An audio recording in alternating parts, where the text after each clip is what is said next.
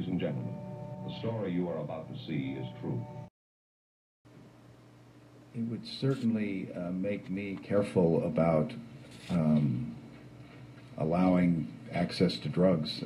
Would you walk out of the room and leave them alone with no personnel and no monitoring if you're of the opinion they like to push propofol themselves? Would you walk out of the room in that situation, yes or no? No, I would not leave the room. Thank you. You can't justify Conrad Murray's failure to call 911 in the period of time, or in the waiting essentially 20 minutes to call 911, can you? No, I cannot. That's an extreme deviation from the standard of care, wouldn't you agree? Again, these classifications are not familiar with me. I would say that given the fact that Dr. Murray is a cardiologist who is certified in advanced cardiopulmonary life support. Objection assumes facts, not in evidence. Overruled. You may finish your answer. Did he act like someone who was well-skilled in advanced cardiac life support? Did he act like that? I was not present to make that assessment, sir. You've taken all his statements as true in your assessment, correct? I wouldn't necessarily say I've taken all his statements as true, no. Do you think, from your review of his statement to the police, that he acted like someone who was well-skilled in advanced cardiac life support? I think Dr. Murray, upon returning to Michael Jackson's bedside and finding him apparently in full cardiopulmonary arrest, probably reacted as many physicians would. He was very probably anxious, and in those situations, it's very stressful for anyone, even someone who is ACLS certified. So is that no? He did not act as a well-skilled person trained in advanced cardiac life support? I didn't say that, sir. Okay, well, I asked the question, and I'll ask it again. Did Conrad Murray, in your opinion, based on his statements to the police, act like someone well-skilled and well-trained in advanced cardiac life support? I can't make that assessment. I would have done things differently in terms of calling for help and in terms of calling 911. What would you have done? Immediately, I would have called for help, although I understand this was sort of an isolated area, and it was... Isolated area?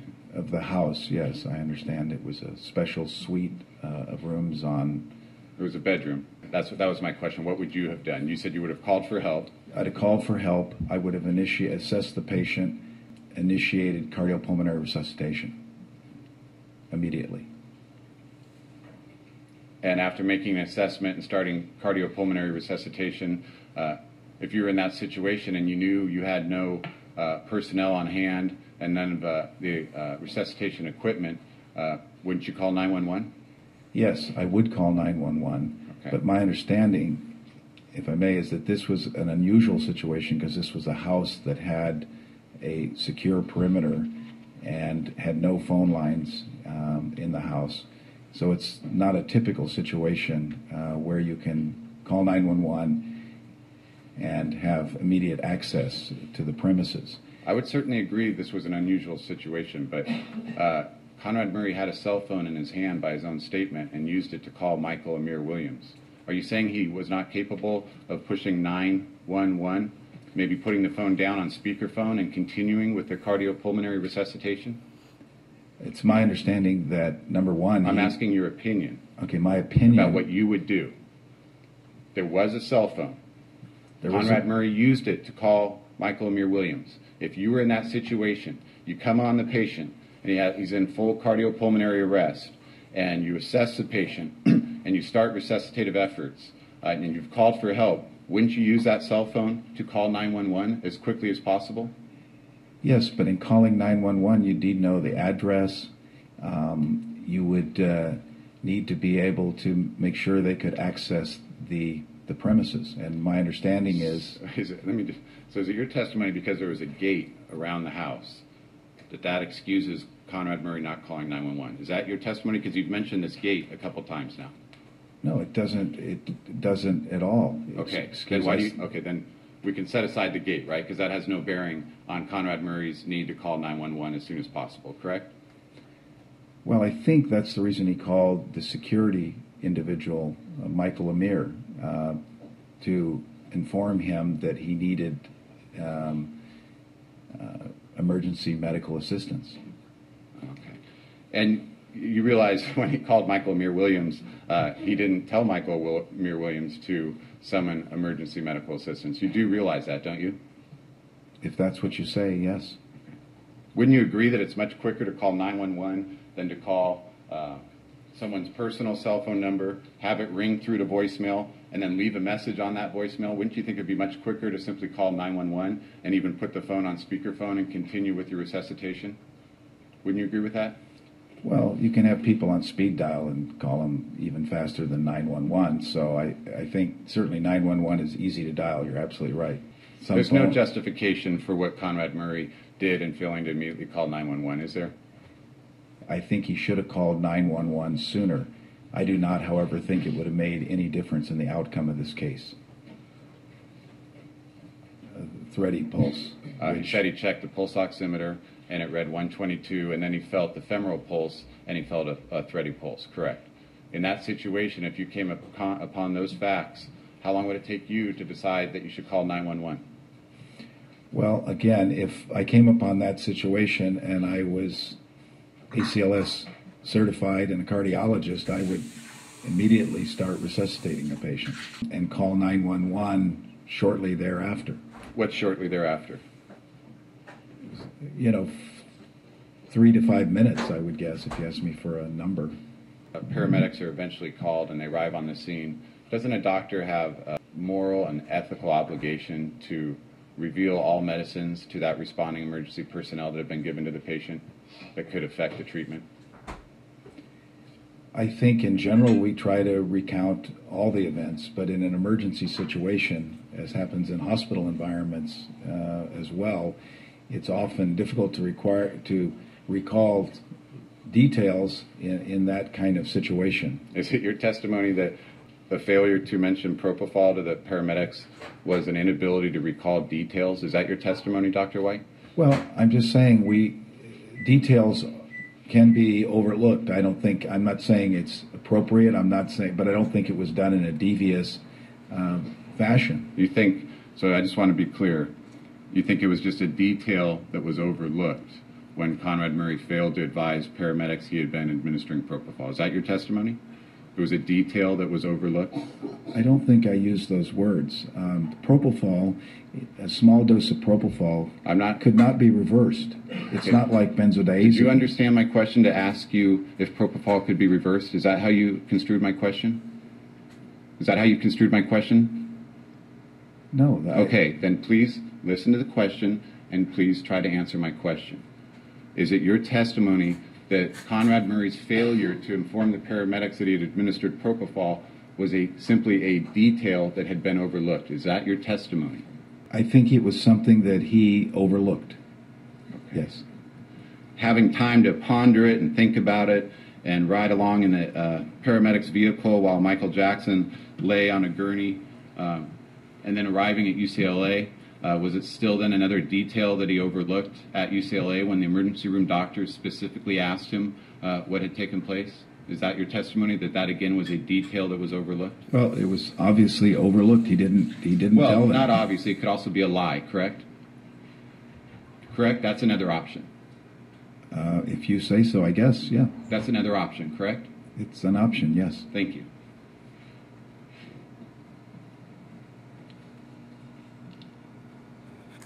Now, you said in your report, Dr. White, that in your opinion this was, as you said here today, cardiopulmonary arrest, and you characterized it as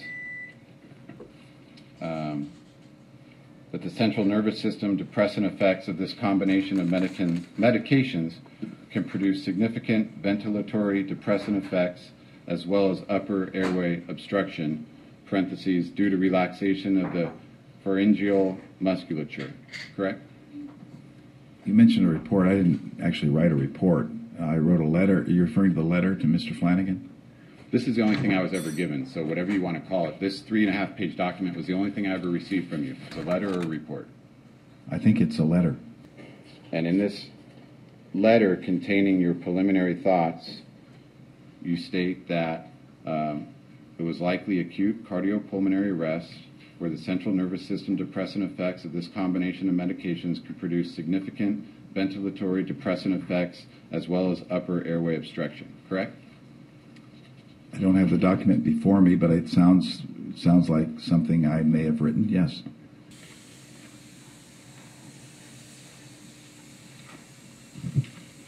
Would you agree that the risk of adverse drug reactions increases when combinations of sedative and analgesic drugs are administered?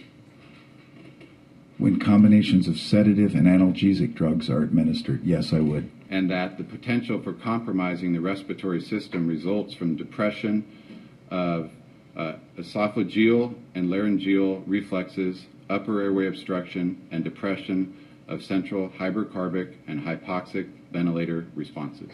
Would you agree with that statement? Correct. Benzodiazepines may be used as an appropriate procedure of sedation or anesthesia. You're well aware of the contributory effect that these drugs can have, and that it increases potentially the dangers of what is being administered. Would you agree with that? You were earlier referring to sedative analgesic. That's very different than just talking about sedatives. I'm not aware of studies that have looked at the effects of prior benzodiazepine administration on ventilatory response to propofol, for example. Is it your testimony that the prior administration of, for example, lorazepam and As midazolam? I stated earlier, it depends on the time interval following their administration when So there is a risk, but it depends on other factors. But there is a risk, correct? there's potentially a risk, but it's only theoretical, and it depends on, or it assumes that that time interval is fairly short and the blood levels of the benzodiazepine are high. You said it's a theoretical risk, but you opined on Friday that because, in your opinion, Michael Jackson swallowed lorazepam pills and then quickly injected propofol, that he essentially killed himself, correct? I suggested that one of the possibilities is that there was a high concentration of lorazepam, which I believe was measured at autopsy, and if one then administered very rapidly propofol, you could achieve a cardiorespiratory arrest. Certainly an arrhythmia could occur, and this could result in very rapid demise of a patient. Who's responsible for bringing propofol into Michael Jackson's home, in your opinion? Well, Conrad Murray certainly purchased propofol, but I understand Mr. Jackson had his own supply as well. Really? Correct. Where is that in the police interview by Conrad Murray? Well, I had heard that... Objection. Okay. Non-responsive. Where is that in the Just a police moment, interview? please. Sustained. The last partial answer stricken. You keep throwing out these kind of rehearsed lines, I think. My question is, where is that? Just a moment, please. Objection, that's argument. Sustained. Please, Ask a proper question. Thank you. where in Conrad Murray's statement to the police is that reflected? I don't have the report in front of me. I reviewed it in February, and as I indicated, I've had two lengthy Objection, conversations. motion to strike. Would the court admonish the witness? The objection is sustained. The answer stricken. Disregard, please. May I ask a favor, ladies and gentlemen, if you could just leave us for a few moments, please? Remember the admonishments. Don't get too comfy. I'm just going to ask that you go into... Now it's getting really testy. Dr. White is obstructing his own answers so that he won't be forced to admit the truth here. The judge has ordered the jury out of the courtroom so he could admonish or deal with this without prejudicing the jury. We're not finding out what's actually being said outside the jury's hearing and outside the public. Only those people actually in the courtroom have any privy now as to what's really going on.